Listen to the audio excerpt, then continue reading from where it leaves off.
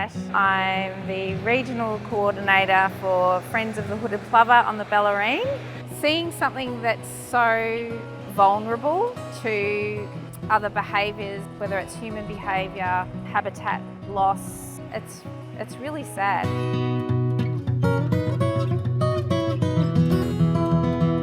So my name's Meg Cullen. I work with BirdLife Australia. I manage the beach nesting birds program that we've been running since 2006 to help conserve hooded plovers all around the distribution in Australia.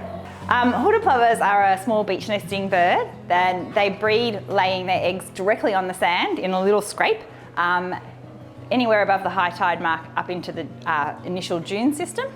And what they do is they lay their eggs anywhere over the spring and summertime, which unfortunately is also the time that we're going to be down visiting the beach as well. So there's definitely one of those species that have that human-wildlife conflict because we both want to be using the same area at the same time. Once they've laid their eggs, they then will incubate their eggs for about a month.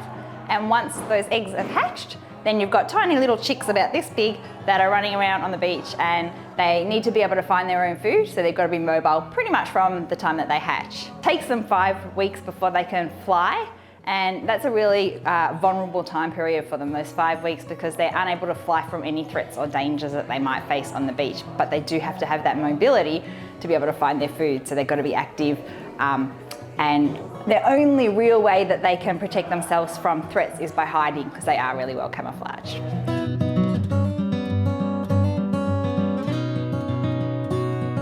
BirdLife Australia established the Beach Nesting Birds program around 17 years ago now. It was established when they had discovered that the hooded plover population was critically low. So this is the birds' home. This is what's known as habitat, but I'd rather call it their home, the place that they eat, live, sleep, feed. We need to leave this space for them so that they can live their life. I mean, this bird is on the threatened species list. It's one of many animals, birds in Australia on a threatened species list. And I think it's incumbent upon all of us who live and play in this patch to help them out. From the moment the pair establish a nest is incubated for 4 weeks before hatching. So, and there's a lot of threats that are already that the birds come across even before the eggs hatch. For the eggs to make it to hatching stage is a big accomplishment in itself. And then from once the birds hatch, they've got other threats to come up against and try and survive for the next 5 weeks after they hatch. It's not until you can educate and inform people just how critically endangered and close to extinction the hooded plover was that hopefully you can create change and create a bit more respect and care for the environment that the hooded plovers exist in. Their breeding season, for one, starts at the end of August and goes through till the end of April. We love to be down the beach at the same time that the hooded plovers they're breeding. So one of the main challenges is human threats and also dogs off lead. So the beach tends to be a popular destination for a lot of people to want to take their dogs to exercise. And coming up against many challenges as far as bylaws that are in place on different beaches. So the different land managers may have different regulations in regards to dogs on beaches. So for a volunteer that can be a challenge as far as educating the public because there can be mixed directives depending on which beach they're wardening. My name's Aldrin. I'm one of the rangers from the City of Greater Geelong, an environmental ranger. Part of my role is patrolling our local beaches to ensure that people are complying with dog regulations.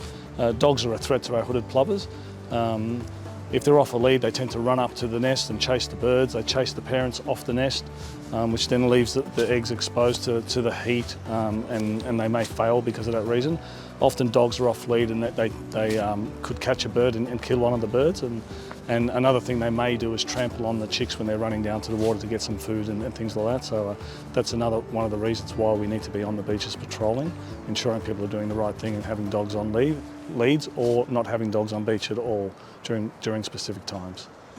There's lots of natural threats as well, which we can't minimise those, but if we can decrease the number of human threats or unnatural threats, it's already going to improve the hooded plover's chances of survival and increasing the population. Some of the natural threats which has impacted is birds of prey flying over the dunes where chicks are and even plucking the eggs out of the nest before they've even hatched. So you've got other birds on the beach such as magpies, raven, Nanking kestrels, black-shouldered kite. So we can't minimise those. The unnatural threats or the introduced species, including sea wheatgrass and marram grass, they're two of the main ones that impact suitable habitat where hooded plovers nest. Unfortunately, those type of grasses in the dunes really impact the way the sand dunes flow. So hooded plover chicks, when they hatch from the nest, they need a slightly undulating dune system to be able to, once they hatch, run down easily to the water's edge and start feeding. Whereas the marram grass and seaweed grass, it impacts the dune system, causing big cliffs. And when that occurs, it impacts the hooded plover's area of suitability of where it can form a nest. So, and we've particularly seen that quite across this coastline in the last 12 months. Dogs are one of the major threats to the birds. They can obviously chase and kill the birds, or if the dogs roam up into the sand dunes, they can accidentally stand on the eggs and break them. Same as a human, if they wandered up into the sand dunes, they can break the eggs. So the best thing is keep your dogs on the leash and just walk past and observe the birds from a distance. If your dog is off leash and running around the beach, the birds automatically see it as the predator, and they're very focused on that dog, and they might even try and put themselves in danger by running in front of the dog to lead the dog away from their eggs or their chicks. And while they're doing that and focused on the dog, that's when you'll get the natural predators like magpies, silver gulls. The other birds will come in and take the eggs or the chicks. So that's the main problem with dogs. So as I mentioned earlier, foxes and cats are a major problem. And then also we're losing a lot of the nesting habitat to introduced weed species that have either escaped from people's gardens or somehow they've just been brought into Australia. So they need to have a 360-degree view of their predators, and when they see a predator come, they'll get off the nest and they'll run away so that the predator won't know where the eggs are, and they'll try and distract the predator away. So some of their strategies to distract the predator is they do broken wing displays and other different things where they'll run along sort of looking like a little mouse or something, the way they run, and they'll try and get the predators to follow them away. So some of the management the Barwon Coast does to protect the habitat of the hooded plover nesting sites is works on introduced grasses such as seaweed grass and marram grass. We also try to coordinate the beach users, so trying to get them to put their dogs on a leash so the birds have the best fighting chance to have success in their breeding attempts. Year-round, Barwon Coast does pest management, so pest animals, so looking at foxes and cats, whether that's through trapping, fumigation or baiting. So once the chicks hatch and they're on the beach running around trying to get sustenance from all the invertebrates and such, we'll call in the volunteers and they trying to give these young chicks their best chance of survival. As a management body, we can't spend 12 hours a day down here talking to the public and educating. So we're very grateful and thankful for the volunteers that come down here and speak to the general public and help with the success of our hooded plover chicks, getting them through to juvenile status and repopulating the threatened species. So yeah, I've been doing this since about 2007, I think, which was pretty much the start of the beach nesting birds project through BirdLife Australia. And when I started, the birds were in decline. Every second year there'd be a hooded plover census on the whole Victorian coast, and their numbers were declining, going down and down. And they were down to about 400 when I started. So like I said, when I started there were 3 breeding pairs. Now, the last breeding season there were 6 breeding pairs. So the birds' numbers are coming back up. They've gone down to about 400 and were sort of headed for extinction. They were sort of declining and declining. And now, yeah, they've about doubled their numbers in Victoria. If it can't get down there to feed, it won't grow and be strong enough to fly in 5 weeks' time.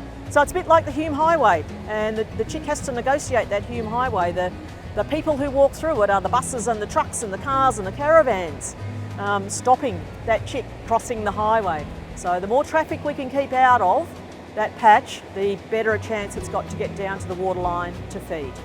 I've had some people say to me in the past, so if this bird did become extinct, why would that matter? You know, it's just a bird. But we don't actually know what impact that would have. And if you think of the game of Jenga, where you've got wooden rods that are stacked in a tower, you pull them out one by one and you're left with gaps all over the place. That's like pulling out species, pulling out a bird here or a frog there or an insect there or a mammal. We don't know what the whole impact is going to be down the track, and at what point there'll be a tipping point when that whole tower collapses because the ecosystem around it has been eroded. So if we can think about the birds being one of the rods in a game of Jenga, I think that might help us understand their importance in the ecosystem. And what I learned in Form 3 or Form 4 biology was the web of life.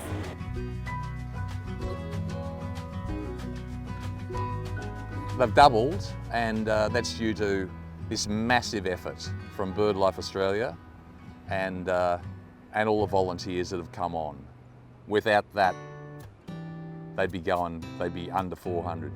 Yeah, so volunteering, I quite enjoy doing this every year. I almost look forward to the hoodie season and spend a couple of hours on the beach every day wardening them. That's what we call the looking after them.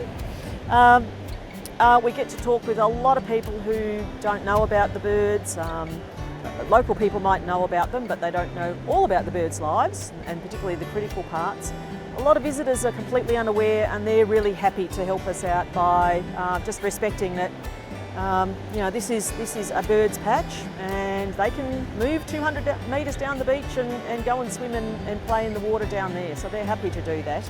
So we have some lovely conversations with people, helping them understand about the bird and helping distinguish them from the masked lapwings that everybody confuses these birds with. So the masked lapwings are the ones that live on land. They choose very odd places to nest. Nature strips, roundabouts, people's front yards, backyards, etc. And they swoop, of course, so people often confuse that bird with this one we're talking about here. It's only when you show them a picture or give them a set of binoculars to have a look through, they get that we are talking about a very different bird. So this one doesn't really live on land, it lives on the beach. This is its patch. We need more volunteers, and it is good volunteering because you get to be out on the beach every day, and it's really beautiful being out in the sunshine and on the sand and listening to the waves. And if you love to chat to people, well, it's really a perfect volunteering opportunity because that's pretty much what you do all day, or when you're out on the beach, is you're just chatting to people, telling them about the birds and trying to educate them how they can help to protect them. Hi, I'm Brenda. I live locally in Point Lonsdale and walk this back beach just about every day. So the last couple of years I've been watching the hoodies and all the threats they've been facing and decided it was time I tried to help a little bit. Right, I'm Pam. I'm actually Brenda's neighbour, and unbeknownst, Brenda had already signed up when I entered the program. I've seen it advertised a number of times in the local paper over the years, and this year I felt I really should do something. So I'm very pleased to be part of the program in protecting the birds. I've been in the program for about 3 weeks, enjoying it very much, and it's helped my physical fitness to get down here every day and back up that hill. So I'm very happy to be involved. Absolutely. Anybody thinking about being a volunteer, put your hand up. It can be an hour, a week, 2 hours a day, or whatever suits you. I think it's as rewarding for us as it is for the help that you're able to give. And there's nothing better than standing here looking at this view, watching these little birds grow up and fly away, and you know, conversing with people around the area. It's pretty special, and it doesn't take much to get out there and be a part of it. Hi, I'm Wendy. I'm from Ocean Grove. I've only been here a couple of years, but in those couple of years I've discovered these little birds called Hooded Plovers, and through Coast Care I learnt that they were in a bit of strife, and I thought over summer I was here, why not volunteer? And so I did, and I got hooked. I became a plover lover, and I just wanted to see them every day to see if they were okay. And our little bird fledged, so what more could you want? That's so rewarding to see something that was so tiny get to a point where they're flying, and the parents did the best job, and we did too, and it wasn't easy. My name's Casey. I'm from Geelong. I spent a lot of time down this way in Ocean Grove, Barwon Heads, around Torquay. I'm studying zoology, so obviously interested in animals, but my passion lies with conserving Australia's native bird life. So the Hooded Plover project really spoke to me. I was walking down here at the beach one day and I saw a big red sign telling me I couldn't walk on the beach. I wanted to know what that was about, so that's how I learned about the Hooded Plover project, essentially, and I thought, well, I've got to get involved in that. Steve from Barwon Heads. I lived here for a few years. Ended up volunteering almost by accident because I take lots of pictures of birds on the beach, and I think Tash got hold of me and said, would you like to volunteer? Wasn't quite aware what I was getting into, but it was great, really good to do, really good. And very productive and very rewarding to actually see a little chick and see it fledge. When you see the hoodies, the little chick lifting his wings up and flapping and actually getting a bit of uplift with the current, it is so exciting that he's almost made it. He's almost got there. So